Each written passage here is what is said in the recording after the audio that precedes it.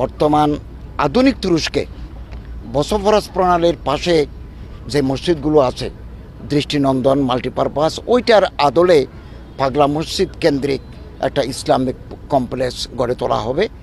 এর জন্য 50 থেকে 60 কোটি টাকা খরচ করার জন্য কমিটি তৈরি আছে এবং এই মুহূর্তে পাগলা মসজিদের অ্যাকাউন্টে 90,64,00,00,000 টাকা জমা আছে এবং 12 সদস্যীয় বিশিষ্ট একটা কমিটি জেলা প্রশাসক মহোদয়ের নেতৃত্বে ওনারা কাজ করে যাচ্ছেন। অত্যন্ত স্বচ্ছতা দক্ষতার সাথে এই কাজ তারা আঞ্জাম দিচ্ছেন।